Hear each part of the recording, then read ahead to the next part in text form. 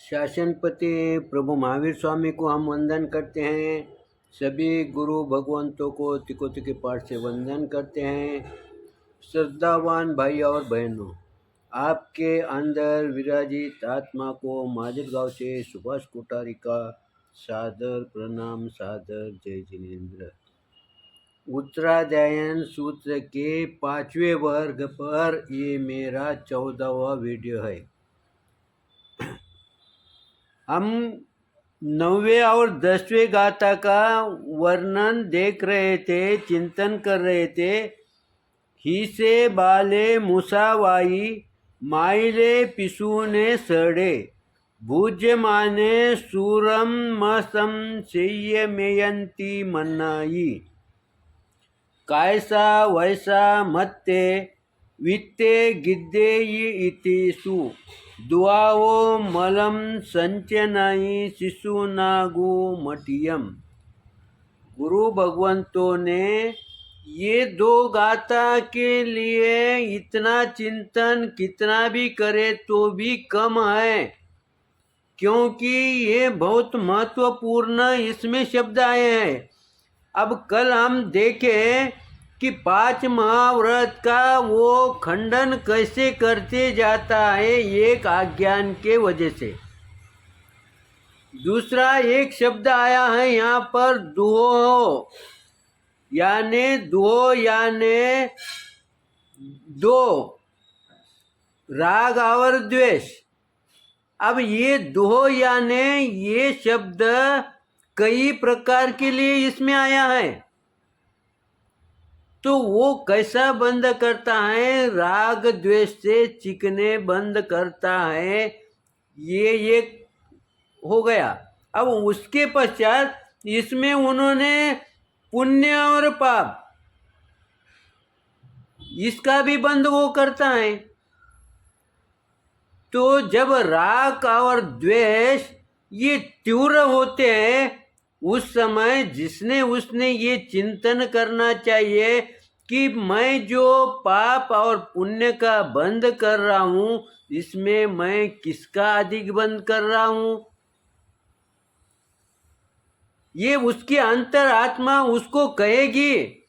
किसी से पूछने की जरूरत नहीं है, क्योंकि उसका राग और द्वेष कैसे प्रमाण में है, इस बात को हर जीव जानता है। दूसरी बात क्या आती है इसमें? जैसे राग और द्वेष ये 2 हो गए, वैसा पुण्य और पाप ये 2 गए। दूसरा अंतकरण से और वाणी से। जो किसी को बात कर रहा है, किसी के साथ व्यवहार करता है, उस समय उसका अंतकरण कैसा है और उसकी वाणी कैसी है, उसका अंतकरण की जानकारी उसे है। सुनने वाले से उसकी जानकारी नहीं मिलेगी, लेकिन जिसकी उसकी आत्मा उसको उसकी जानकारी का पता ज्ञान हो जाता है। और वैसे ही जैसा अंतकरण उस समय होगा, वैसी वाणी उसके मुख से निकलेगी। फिर वो वाणी हानिकारक है या लाभकारक है, इस बात को वो जीव अच्छी तरह से जानता है। चौथी बात वो गुरु भगवंत कहते हैं, स्वयं का करता हुआ और दूसरों से करवाता हुआ।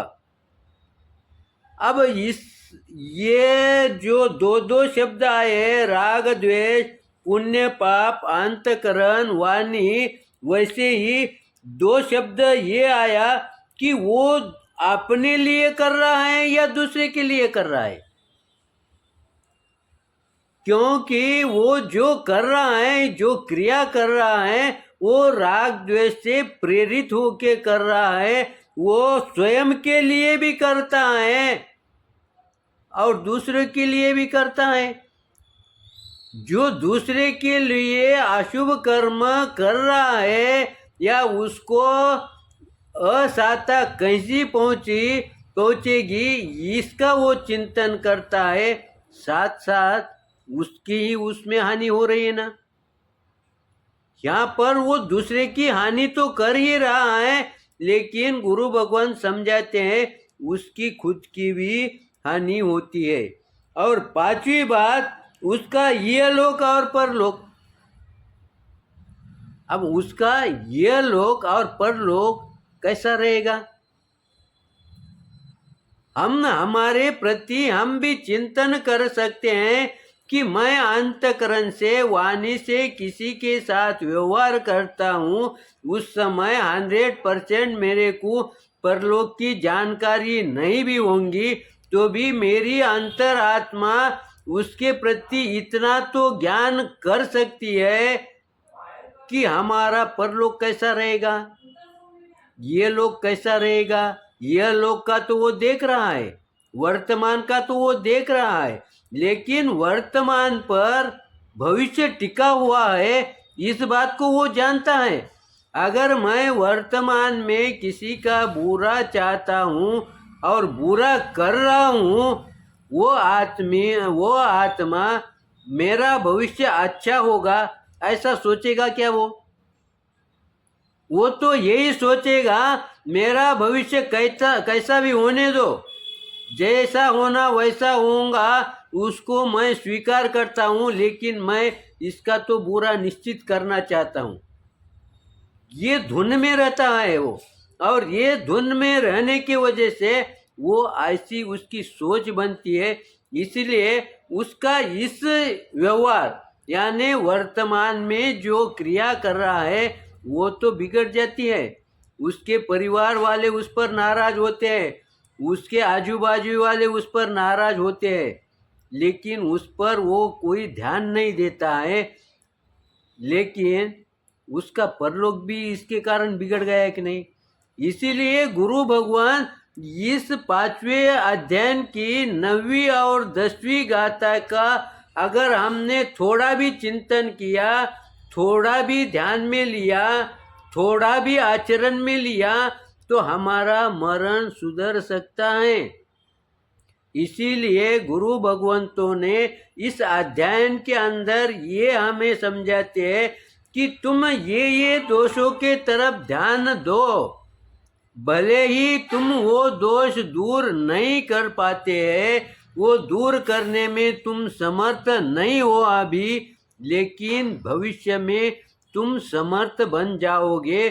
क्यों बन जाएंगे? क्योंकि तुम्हारे को उसका ज्ञान है, लेकिन अभी दबा हुआ है। लेकिन कभी वातावरण मिलने के बाद वो ऊपर आएगा ही।